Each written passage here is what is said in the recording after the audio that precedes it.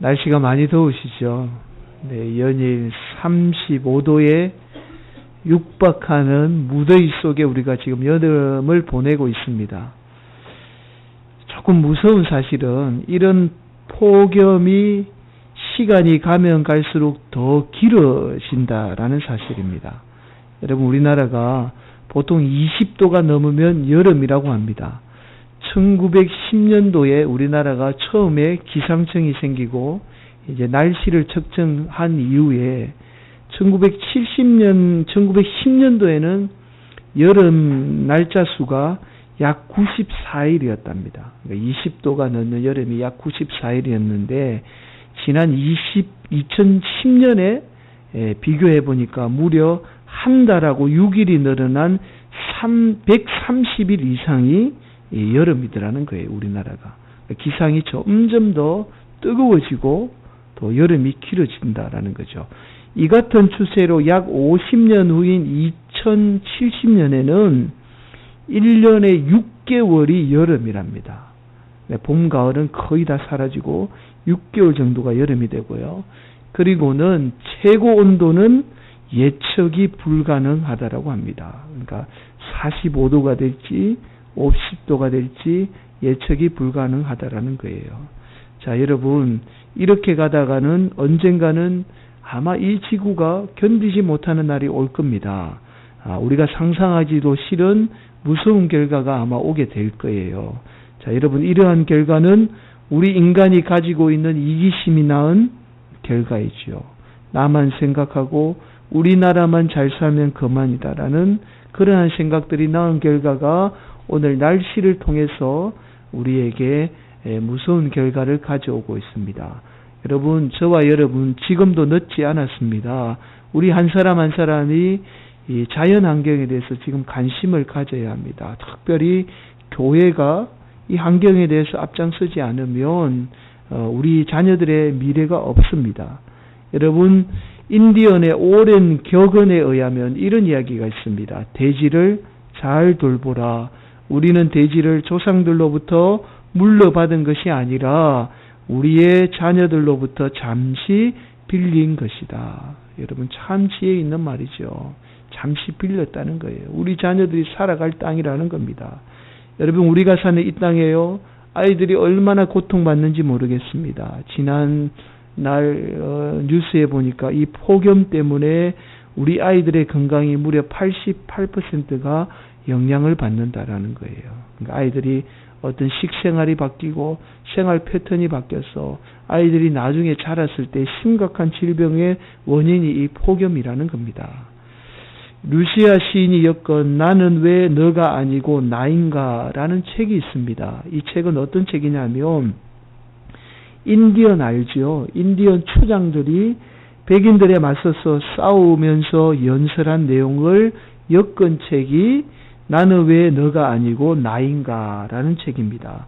여러분, 우리가 인디언 하면 대부분 우리의 인식 속에 어떤 인식이 박혀져 있느냐면 무자비하고 잔인한 존재로 그렇게 박혀져 있죠. 왜냐하면 이것은 백인들이 대부분 영화나 소설을 통해서 묘사한 인디언들을 잔인하게 묘사했기 때문에 그렇습니다. 실제로 이 책에 보면 인디언들이 얼마나 자연을 사랑하고 사람을 사랑하는 사람인지를 알 수가 있습니다. 여러분, 끝까지 인디언들은요, 전쟁을 원하지 않고 평화를 원했습니다. 부득이하게 그들은 자기의 생명에, 가족의 생명에 위험이 있을 때에만 전쟁을 합니다. 전쟁을 잘 하지 않아요. 그리고는요, 이 백인들에게 자기의 땅을 다 내어주면서 자비를 베풀고, 전쟁을 통해서 혹시 백인들의 여자와 그리고 아이들의 포로를 잡게 되면 반드시 풀어줬습니다. 우리가 참 잘 못 알고 있는 거죠. 자, 이 이야기에 보면 시애틀 추장의 연설이 나옵니다. 여러분, 우리가 미국의 시애틀이라는 도시 있잖아요. 이 도시가 사실은 이 시애틀 추장이 살던 지역입니다. 그리고 이 시애틀의 추장의 아주 그 위대한 그런 삶을 기리고는 지은 도시가, 이름을 추모해서 지은 도시가 바로 시애틀입니다, 여러분. 이 시애틀 추장의 연설 가운데 이런 이야기가 나옵니다. 제가 그대로 한번 읽어드릴게요. 우리가 아는 지금 미국의 우리는 대지의 일부분이며 대지는 우리의 일부분이다. 들꽃은 우리의 누이고 술록과 말과 독수리는 우리의 형제다. 강의 물결과 초원에 핀 꽃들의 수액, 조랑말의 땀과 인간의 땀은 모두 하나다. 모두가 같은 부족, 우리는 부족이다. 따라서 워싱턴 대추장이 아마 워싱턴에서 온 아마 높은 사람을 이야기하는 것 같아요. 따라서 워싱턴 대추장이 우리의 땅을 사겠다고 한 제의는 우리에게 더없이 중요한 일이다. 우리에게 그것은 우리의 누이와 형제와 우리 자신을 팔아넘기는 일과 다름이 없기 때문입니다. 세상의 모든 것은 하나로 연결되어 있다. 대지에게 일어나는 일은 대지의 자식들에게도 일어난다. 우리에게 일어난다라는 거예요. 사람이 삶의 거미줄을 짜 나아가는 것이 아니라 사람 역시 한 올의 거미줄에 불과하다. 따라서 그가 거미줄을 가하는 행동은 반드시 그 자신에게 되돌아오게 마련이다. 여러분, 이 책이 주는 교훈이 우리 성경이 말하는 것과 똑같습니다. 성경은 뭐라고 이야기하죠? 여러분, 하나님과 우리 인간 그리고 자연은 결코 떼어놓을 수 있는 그런 존재가 아니라는 거예요. 하나라는 거죠. 그리고 우리 인간들은 다 하나라는 겁니다. 다 연결이 되어 있다라는 거죠. 결국 우리가 남을 먼저 생각하고 다른 사람의 기쁨을 위해서 살게 되면 이 세상이 거미줄과 같이 연결되어 있듯이 반드시 나에게 기쁨으로 다시 돌아오게 된다라는 아주 중요한 메시지를 우리에게 던져주고 있습니다. 사랑하는 성도 여러분, 그러기에 우리 믿는 사람들은 예수님처럼 남을 위해 희생하며 사는 인생이 되어야 합니다. 다른 사람 기쁘게 하는 것을 우리 인생의 최고의 목표로 삼아야 합니다. 그런 인생은 반드시 하나님께서 기쁨으로 대갚아 주시는 것입니다. 이것이 우리에게 성경이 말하는 거예요. 자, 여러분, 사도 바울의 인생에 있어서 최고의 목표가 있었습니다. 그것은 무엇이냐면 바로 예수님의 최후의 명령을 수행하는 것이었습니다. 여러분, 마태복음 28장 19절 20절에 우리가 잘 아는 말씀이죠. 그러므로 너희는 가서 모든 민족을 제자로 삼아 아버지와 아들과 성령의 이름으로 세례를 베풀고 내가 너희에게 분부한 모든 것을 가르쳐 지키게 하라. 볼지어다 내가 세상 끝날까지 너희와 함께 있으리라 하시니라. 이 말씀이 예수님이 최후의 제자들에게 주신 명령이죠. 이 명령에 따라서 사도 바울의 삶의 인생의 최고의 목표는 땅끝까지 복음을 전하는 길이었습니다. 그래서 사도 바울은 땅끝까지 복음을 전하려고 그렇게 애를 썼던 것이죠. 자, 오늘 우리가 봉독한 말씀 속에 사도 바울이 땅끝까지 복음을 전하고자 했던, 얼마나 전하고자 했던 간절한 마음이 들어져 있습니다. 두 말씀만 살펴봅니다. 23절 말씀이죠. 제가 먼저 봉독합니다. 이제는 이 지방에 일할 곳이 없고 또 여러 해 전부터 언제든지 스바나로 갈 때에 너희에게 가기를 바라고 있었으니. 자, 또 한 곳에 살펴봅니다. 28절 말씀입니다. 이번에 함께 봉독할까요? 28절 말씀 시작. 그러므로 내가 이 일을 마치고 이 열매를 그들에게 확정한 후에 너희에게 들렸다가 스바나로 가리라. 여러분, 오늘 본문에 사도 바울이 스바나라는 곳을 두 번 거듭해서 말씀하고 있지요. 여러분, 오늘 봉독한 말씀의 스바나는 지금의 스페인입니다. 스페인을 당시에 스바나라고 불렀습니다. 당시 스페인을 모든 사람들은 땅끝이라고 생각했습니다. 그래서 사도 바울은 주님의 명령에 따라 땅끝까지인 이 스바나에 복음을 전하기를 간절히 원했던 것이죠. 자, 사도 바울이 그토록 주님의 명령을 땅끝까지 전하려고 했던 또 다른 하나의 이유가 있습니다. 그것은 바로 예수님의 재림 때문이죠. 여러분, 마가복음 13장 10절 말씀, 또 복음이 먼저 만국에 전파되어야 할 것이니라. 여러분, 마가복음 13장은 예수님의 재림에 대해서 이야기하는 말씀이죠. 많은 재림의 징조에 대해서 이야기하면서 마지막에 이런 이야기를 하죠. 반드시 예수님의 그 복음이 땅끝까지 전해질 그때에 예수님이 재림하겠다라고 말씀하세요. 자, 당시 초대교인뿐만 아니라 사도 바울은 주님의 재림을 간절히 기다리고 있었습니다. 그래서 주님의 재림을 앞당기는 것은 바로 땅끝까지 복음을 전하는 길이라고 생각을 했습니다.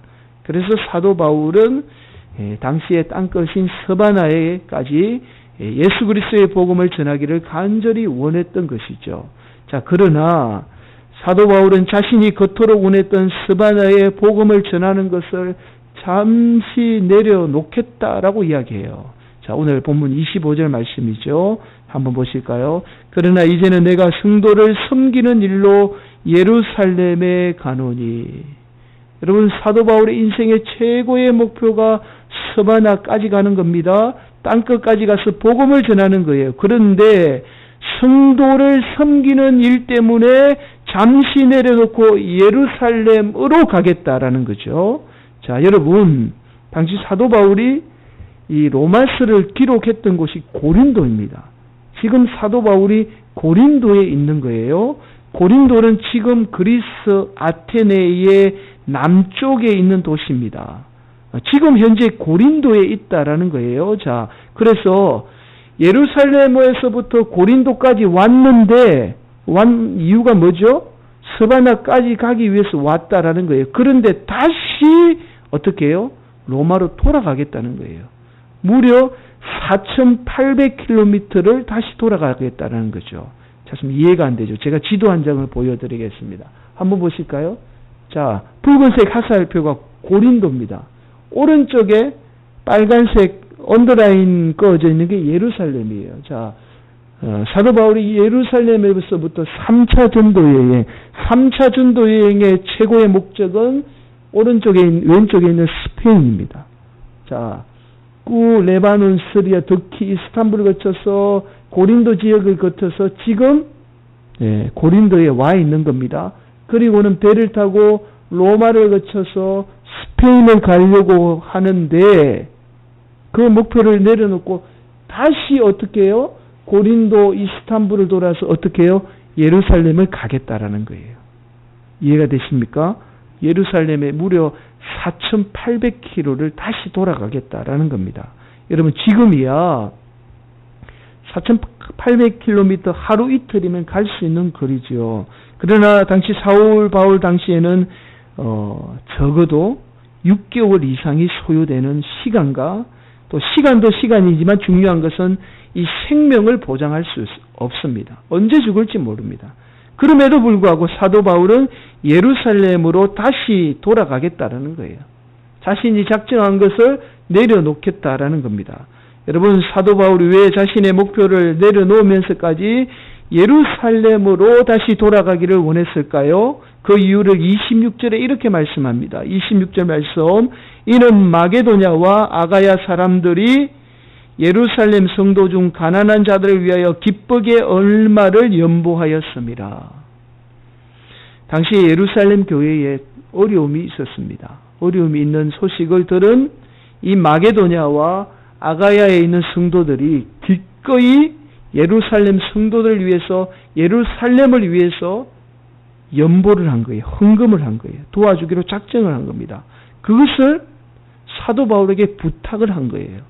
사도 바울은 지금 스페인까지 복음을 전해야 되는 그런 사명이 있는데 그 어려운 부탁을 받은 거죠. 그 부탁을 받고서는 자신의 목표를 내려놓고 다시 예루살렘으로 돌아가기로 작정을 한 거죠. 자, 여러분, 그 당시 예루살렘에 어떤 어려움이 있었느냐 하면 사도행전 11장 28절에 그 어려움을 이야기합니다. 사도행전 11장 28절에 보면 이런 말씀이 있죠. 그 중에 아가보라 하는 한 사람이 일어나 성령으로 말하되 천하에 큰 흉년이 들리라 하더니 글라우디아 때에 그렇게 되니라. 여러분, 하나님의 사람인 아가보라는 사람이 예언을 해요. 어떤 예언을 하냐면 예루살렘에 큰 흉년이 될 거라고 예언을 했죠. 그 예언이 그때에 이루어져요. 그리고 예루살렘에 큰 흉년이 됩니다. 너무나 어려움을 당해 수많은 사람이 먹을 것이 없어 굶어 죽어가요. 그런데 예루살렘은 어떤 기독교인들, 유대인들은 어떤 생각을 가지고 있었냐면 하나님의 선민이라는 그 생각 때문에 다른 사람들에게 절대로 도움 요청 안 해요. 굶어 죽는 한이도 자존심이 있으니까. 그런데 이 소식을 마게도냐와 아가야의 성도들이 들은 겁니다. 그런데 전혀 일면식도 없고 전혀 알지 못하는 그 예루살렘 성도들을 위해서 이 아가야와 마게도냐에 있는 성도들이 자신의 가진 돈을 다 모아서 사도 바울에게 부탁을 한 거예요. 굶어 죽어가는 예루살렘 성도들 좀 도와주십시오. 저들에게 좀 기쁨을 주십시오. 라고 부탁을 한 거죠. 이 부탁을 듣고는 자신의 목표를 내려놓고 예루살렘 교인들에게 도움을 주고자 기쁨을 주고자 사도 바울이 다시 예루살렘을 방문하기로 작정을 한 겁니다. 자, 그러면서 사도 바울이 30절에 이렇게 말해요. 30절입니다. 형제들아, 내가 우리 주 예수 그리스도와 성령의 사랑으로 말미암아 너희를 권하노니 너희 기도에 나와 힘을 같이하여 나를 위하여 함께 빌어. 여러분, 이 말씀을 문자 그대로 로마 교인들에게 함께 기도하자라고 생각하면 조금 곤란합니다. 여러분, 물론 함께 기도하자라는 의미도 있지만 조금 더 중요한 의미가 있습니다. 어떤 의미가 있느냐 하면 그것은 마게도냐와 아가야 교인들도 물질로 도왔으니까 로마 교회도 함께 동참했으면 좋겠다라는 깊은 의미가 있는 거예요. 여러분, 이런 거죠. 누군가 어려움이 있습니다. 그러면 쉽게 돈 이야기 할 수 있습니까? 없습니까? 이야기 못하죠. 제가 목회자입니다. 그런데 누군가 정말 도와주고 싶은 선교사님이 계세요. 그런데 저는 가진 게 없습니다. 그러면 성도들에게 헌금 좀 하십시오. 돈으로 좀 도와주십시오라고 말할 수 있습니까? 쉽게 말하지 못하지요. 그럴 때 하는 말이 무슨 말이죠?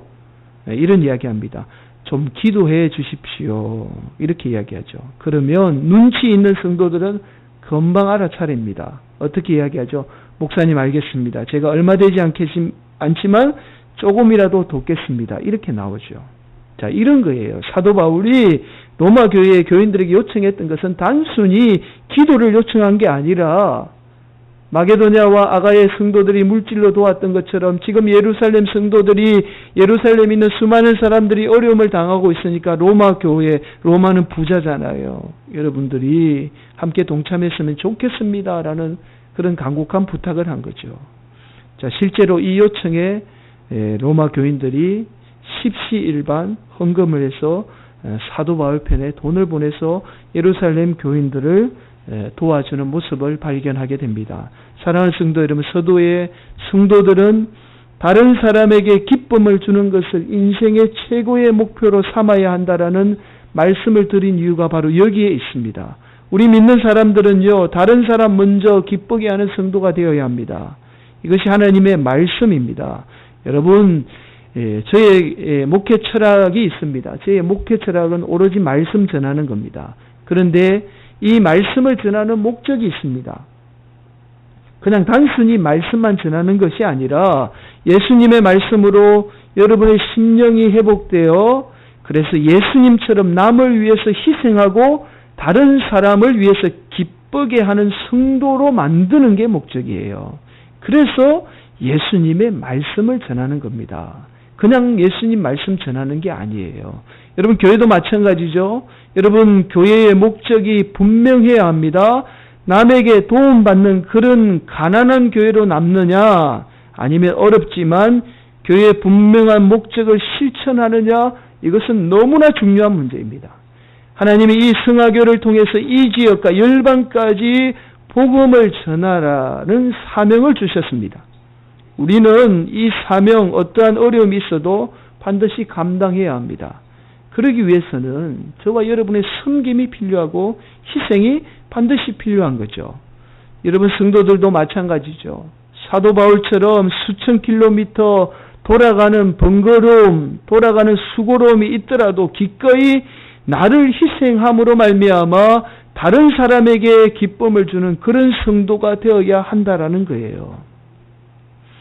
여러분, 1997년에 발간이 되어 무려 150개국에 41개 언어로 번역된 아주 초베스트셀러 책이 있습니다. 아마 여러분들도 읽으신 분이 계실 거예요.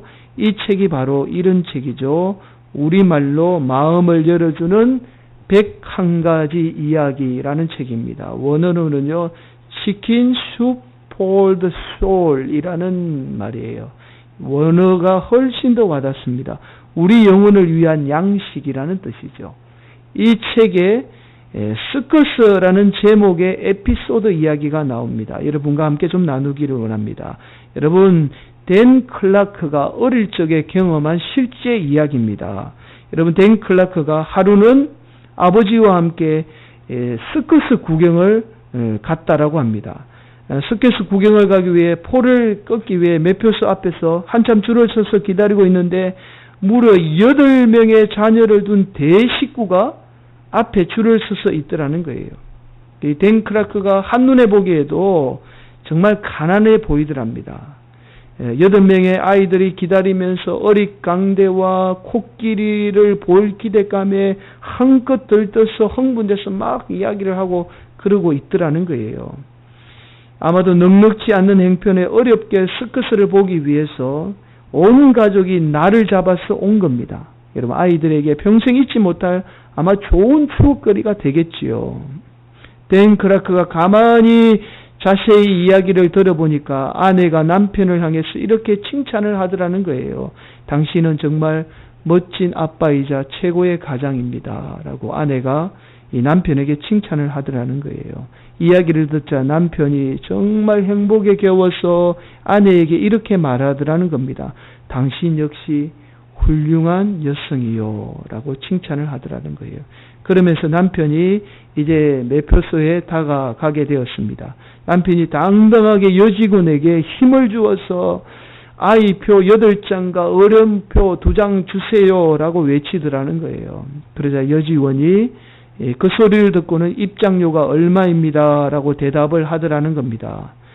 순간 이 이야기를 들은 남편이 순간 아내의 손을 놓고는 고개를 떨구며 힘없는 목소리로 다시 물어보더라는 거예요. 방금 얼마라고 했소? 라고 물어보더라는 겁니다. 매표소 여직원이 혹시 못 들었을까 싶어서 다시 큰 소리로 얼마입니다. 라고 말하자 이번에는 남편의 입술이 가늘게 떨고 있더라는 거예요. 분명 이 남편은 어려운 행편에 이 스커스 입장료가 모자랐던 겁니다. 한껏 기대에 부푼 아이들에게 돈이 모자라서 우리 서커스 구경할 수 없다라고 이야기를 할까 망설이고 있는 순간에 이 모습을 지켜보던 댄 클라크의 아버지가 말없이 호주머니에서 손을 넣더니 $20짜리 지폐를 꺼내 바닥에 떨어뜨리더라는 겁니다. 여러분, 당시 $20는 엄청나게 큰 돈이에요. 지금의 말하면 한 20-30만 원 정도 되는 돈입니다. 그러면서 하는 이야기가, 여보시오, 그러면서 이 댄 클라크의 아버지가 몸을 굽혀서 그것을 다시 줍더라는 거예요. 주우면서 앞에 이 남자의 어깨를 두드리면서 이렇게 말하더라는 겁니다. 여보시오, 선생, 방금 당신의 호주머니에서 이것이 떨어졌네요. 라고 이야기를 하더라는 거예요. 이 남자는 금방 이 댄 클라크의 아버지의 이 의도를 금방 알아차리더라는 겁니다. 그리고는 아버지의 눈을 똑바로 쳐다보더니 아버지의 손을 잡고 떨리는 목소리로 이렇게 말하더는 거예요. 고맙습니다. 이것은 나와 내 가족에게 평생 잊지 못할 가장 큰 선물입니다. 그리고는 이 남자가 눈물을 글썽이며 표를 사가지고 아이들과 함께 스커트상으로 들어가더라는 거예요. 여러분, 그 당시 댄 클라크의 가정도 그렇게 여유롭지 않아서 이 남자에게 $20를 준 것 때문에 정작 자신과 아버지는 그날 스커스를 보지 못하고 차를 타고 그냥 돌아왔다라는 거예요. 그러면서 이 댄 클라크는 $20가 없어서 스커스는 보지 못했지만 자신의 삶에 평생 잊지 못할 가장 소중한 교훈을 그날 아버지로부터 얻었다라고 이야기하고 있습니다. 여러분, 누가복음 6장 38절에 이렇게 말씀하죠. 주라, 그리하면 너희에게 줄 것이니 곧 후이되어 누르고 흔들어 넘치도록 하여 너희에게 안겨주리라. 너희가 헤아리는 그 헤아림으로 너희도 헤아림을 도로 받을 것이니라. 아멘. 우리가 남에게 베푸는 만큼, 우리가 남을 기쁘게 하는 만큼 하나님이 우리에게 어떻게 갚아주신다고요? 넘치도록. 갚아주시겠다라는 예수님의 축복 있는 약속의 말씀입니다. 사랑하는 성도 여러분, 서두에 말씀드렸던 시애틀의 추장 이야기를 한 번 더 여러분들에게 말씀드리겠습니다. 세상의 모든 것은 하나로 연결되어 있다. 돼지에게 일어나는 일은 돼지의 자식들에게도 일어난다. 사람이 삶의 거미줄을 짜 나가는 것이 아니다. 사람 역시 한 올의 거미줄에 불과하다. 따라서 그가 거미줄을 가하는 행동은 반드시 그 자신에게 되돌아오게 마련이다. 여러분이 자신만 생각하면 여러분만 망하는 것 같지만 여러분의 자녀도 망합니다. 여러분의 자녀도 인생도 망하게 되어 있습니다. 이것은 세상에 이치자 하나님의 말씀입니다. 나만 생각하는 이기적인 인생이 아니라 다른 사람의 기쁨을 위해서 수천 킬로미터의 수고를 마다하지 않았던 사도 바울처럼 기꺼이 나를 희생해서 우리를 살렸던 예수님처럼 그렇게 남을 위해 사시는 복된 성도들이 되시기를 예수님의 이름으로 간절히 축원드리겠습니다. 그런 인생 반드시 하나님 여러분을 인생 책임져 주시고 여러분의 인생 행복한 인생 기쁨을 누리는 인생으로 하나님이 인도해 주실 줄 믿습니다. 그런 삶 살기를 예수님의 이름으로 간절히 축원을 드리겠습니다. 여러분 우리